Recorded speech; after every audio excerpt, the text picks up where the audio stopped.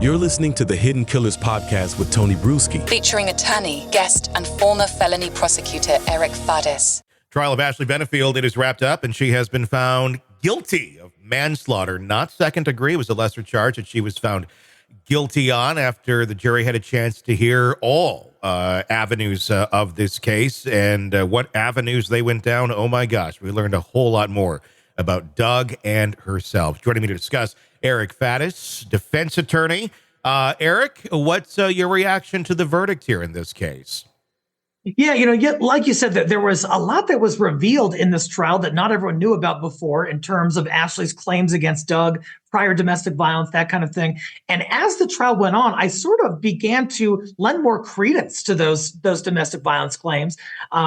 She got on the stand and there were differing interpretations as to whether she was believable or not. And ultimately, the jury found that she was not. Mm-hmm. I was slightly surprised by the conviction, but she's looking at serious prison time now. Yeah, up to 30 years, minimum of 11.5. Where do you think that's going to land? It's always hard to say. A judge, in looking at this, they're going to look to whether she has any prior criminal history. I'm not aware of any. Yeah. They're going to look at mitigating circumstances. And so it'll depend in part on whether the judge believed her testimony and her claims of prior domestic violence and whether that should afford her any leniency. I think it might. I'm expecting something kind of in the middle of that range, lower to middle of that range. Yeah, like around 15-ish maybe, and then, maybe it'll be lesser, good behavior, all that. That'd be my take on it too, especially with a charge that is something less than first or second degree murder, which is where she's at. It was emotional testimony. We watched, every second of it when she was on the stand.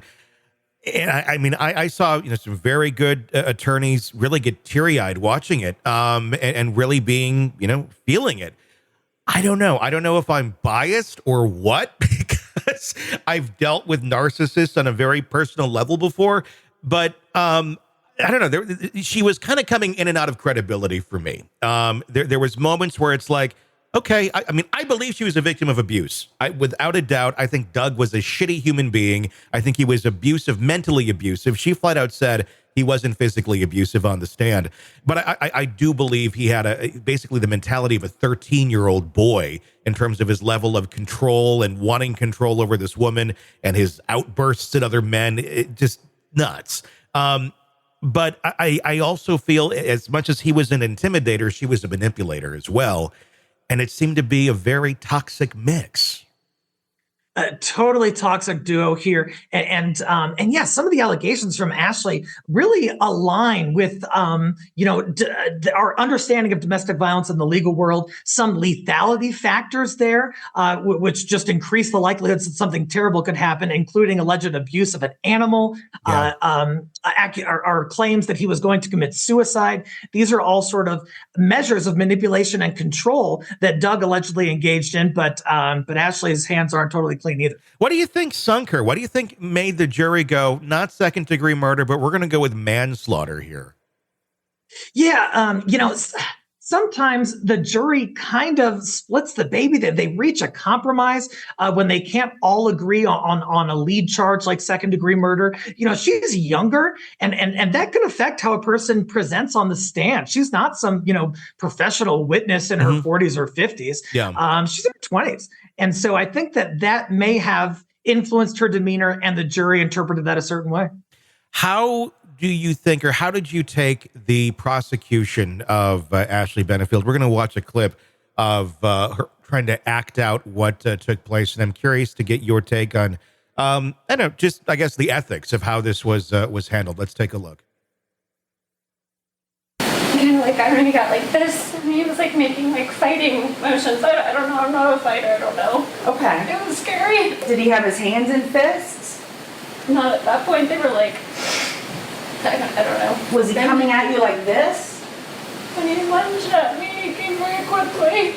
Okay, so he lunged. Was his fist up when he lunged? I don't remember. Okay. So you start shooting, and he does what? He kept coming at me. Okay, so then you keep shooting again. And he falls down on his back? His legs went up in the air. Okay, where do his legs go? In the air. How high in the air? I don't know. Did they go over his head? I don't know. It's like his feet slipped out. Okay. And his feet and his legs went up in the air. And were you still shooting at the time? I don't remember.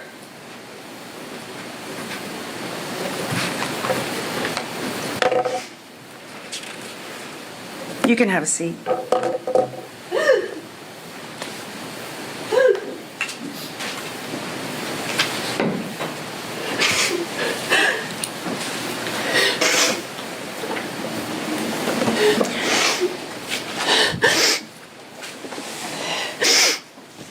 So after this incident, you claim that you had swelling to your face, right?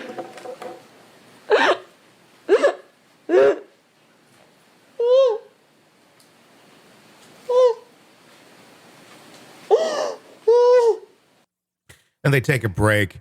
There's two ways to look at that. I mean, you can look at it and go, oh my God, this is a victim of trauma and she is reliving it right now. And it is horrific. And it is literally debilitating to her.